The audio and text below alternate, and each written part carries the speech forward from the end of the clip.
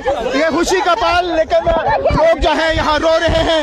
ये देखें महराज मलिक बिल्कुल सामने आ गए हैं और ये महराज को कैद किया था। असल में ये वक्त की कैदी है। लोगों का नुकसान हुआ, परेशानी हमें नहीं, हमारे जैसे हजारों जेल की सलाखों के अंदर है। हम तो सुधार के लिए निकले थे, बेहतरी के लिए निकले थे, उन लोगों ने पागल बना दिया। यहाँ तो दस्तूर रहा है, वक्त की कैदी है। महराज कैद नहीं था, वक्त कैद था। जिन लोगों ने उम्मीद दिखाई थी, उनकी उम्मीदें कैद हुई थी। अब क्या ही बताएं, इस बात का अंदाजा आप ऐसे लगा सकते हैं जैसे भाजपा अमेरिका के खिलाफ बोल नहीं सकती और देश के अंदर भाजपा के खिलाफ बोलना उतना ही मुश्किल है। हम तो सिर्फ इसलिए आए थे कि हम आवाम की बेहतरी चाहते हैं, मुसलमानों की नहीं, इंसानियत की और इस मुल्क की बेहतरी चाहते हैं। ये सच्चाई है, इसमें कोई दो राय नहीं है। लेकिन कुछ लोग धर्म के नाम पे लड़ते हैं, चाहे वो हिंदू हो मुसलमान हो, धर्म को मानते नहीं हैं, धर्म के नाम पे लड़ते हैं। अगर धर्म है तो धर्म पे चलना सीखो, और कोई भी धर्म ऐसा नहीं कहता है कि इंसानियत को खराब करने का काम करे।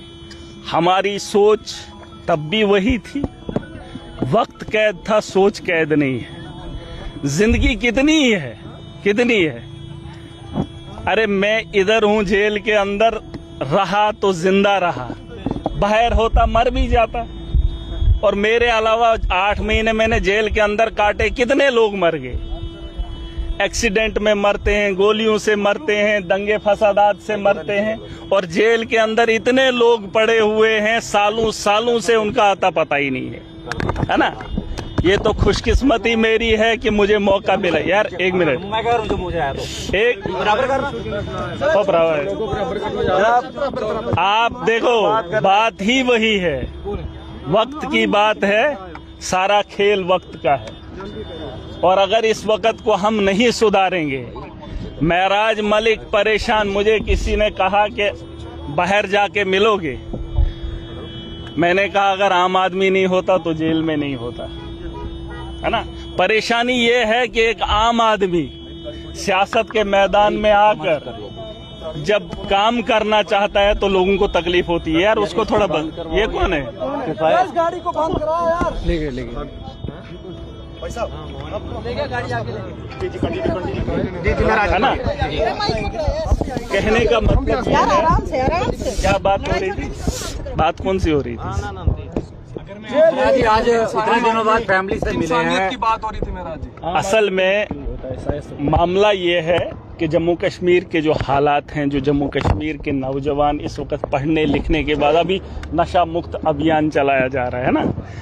नशा मुक्त अभियान नहीं है, बेरोजगारी है। पढ़ा लिखा नौजवान